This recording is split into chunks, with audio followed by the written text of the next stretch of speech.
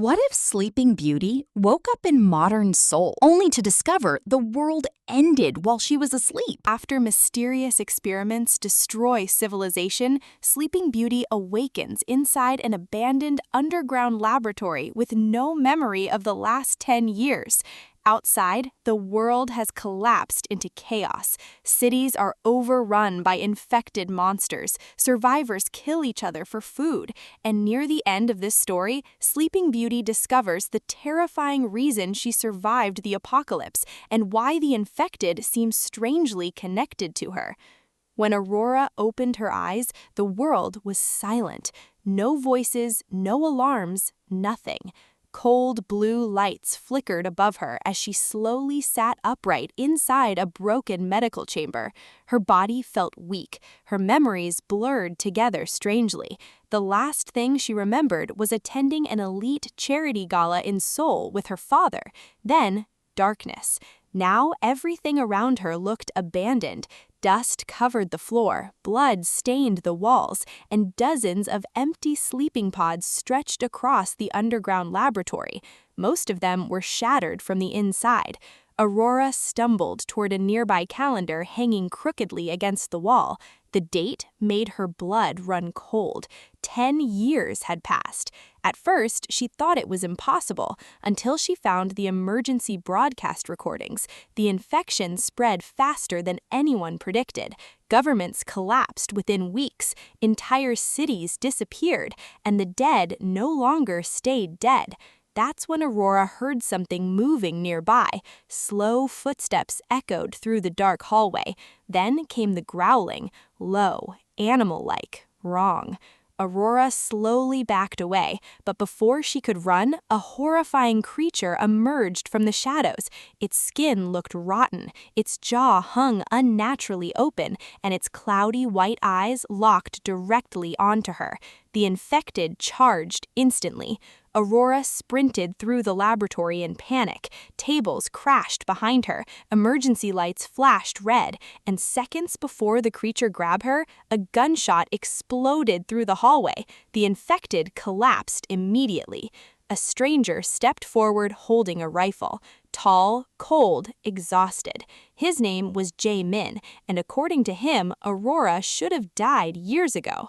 Jae-min brought Aurora back to a hidden survivor camp deep beneath the ruined streets of Seoul. That's when Aurora finally saw the outside world. Burned skyscrapers, collapsed highways, military helicopters abandoned in rivers. The city looked completely dead, but somehow the infected were getting stronger. Every year, fewer survivors remained alive, and now rumors spread about a dangerous new type of infected appearing near Seoul, smarter, faster, almost human. Aurora struggled adjusting to reality. Simple things terrified her. The silence of empty streets, the smell of burned buildings, the way survivors looked at food like starving animals. But something frightened her more than the infected. The moment people discovered her name, everyone reacted strangely, especially the older survivors, because before the apocalypse, Aurora's father owned one of the largest pharmaceutical companies in Korea, and according to rumors, his company helped create the infection. Aurora refused to believe it. Her father spent his life funding hospitals and medical research. He wasn't evil. At least, that's what she wanted to believe. But Jae-min warned her carefully. Good people caused this world to end. Those words stayed inside her mind. Then, things became even stranger. During supply missions, the infected behaved differently around Aurora. Instead of attacking instantly, some hesitated. Others simply stared at her. One even walked away completely. The survivors noticed immediately, and suddenly people began fearing her. Some believed she carried immunity. Others believed she caused the outbreak itself. Paranoia spread quickly inside the camp, especially after several survivors disappeared during the night. That's when the camp leader made a terrifying decision. Aurora needed to leave immediately. Jae-min secretly helped her escape before sunrise, and together they traveled deeper into the destroyed city searching for answers. Along the way, Aurora slowly learned the truth about Jae-min, too. Before the apocalypse, he worked as security inside her father's research facility. He witnessed experiments hidden from the public, human testing, secret trials, patients locked underground, and one experiment called Project Aurora. At first, Aurora refused to believe him until Jae-min showed her an old video file recovered from the laboratory. The footage shattered her completely. Inside the recording, her father stood beside doctors discussing the infection. But this wasn't an accident. The virus was designed intentionally, a biological experiment meant to slow aging and repair damaged cells. But something went horribly wrong. Patients became aggressive, then violent, then no longer human. And worst of all, Aurora herself had been the final test subject. That's why she survived asleep for 10 years. Her body reacted differently to the virus. She wasn't fully infected, but she wasn't fully human anymore. Everything finally made sense. The infected recognized her because part of the virus existed inside her blood. Aurora broke down completely. Her entire life had been a lie. The world ended because of her family, and now thousands of people were dead because she survived. For the first time, Aurora wanted to give up, but Jae-min refused to let her, because hidden in the final laboratory database was one last possibility, a cure, and according to the files, only Aurora's blood could complete it. Hope returned instantly, but reaching the laboratory meant entering the center of infected Seoul. Nobody who entered ever returned alive. Still, Aurora chose to go, because for the first time since waking up, she finally had a reason to survive. The journey through Seoul became a nightmare. Entire streets crawled with infected, buildings collapsed constantly, and the deeper they traveled, the stranger the infected became. Some no longer attacked immediately. Instead, they watched Aurora silently from the darkness, almost like they were waiting.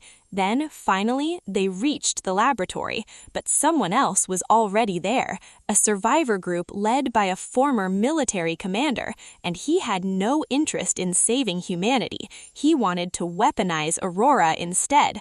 According to him, control over the infected meant control over the future. Humanity was already dead. Only power mattered.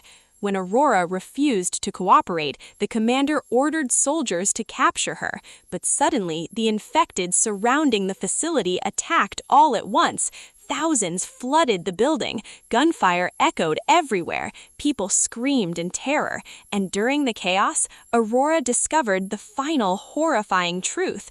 The infected weren't following random instincts. They were following her. Somehow, the virus connected them to her consciousness. That's why they never killed her. She wasn't prey, she was their queen. The realization terrified her, because if she lost control emotionally, the infected reacted violently around her, and now thousands surrounded the facility. Jae-min begged Aurora to leave with him, but Aurora finally understood the truth. As long as she lived, the infected would continue evolving. The world would never heal. So she made the hardest decision of her life. While Jae-min escaped carrying the completed cure data, Aurora stayed behind inside the collapsing laboratory. Alarms screamed around her. The infected gathered silently nearby, and for the first time, they no longer looked monstrous, only lost. Aurora smiled sadly at Jae-min one last time, then sealed the laboratory doors forever. Moments later, the entire building exploded beneath ruined Seoul. Months later, the cure slowly began spreading across survivor settlements. For the first time in years, humanity finally had hope again. But sometimes, late at night, survivors still claimed they saw a mysterious girl wandering the empty streets of Seoul, surrounded by silent infected who never attacked her, almost like Sleeping Beauty never truly disappeared at all.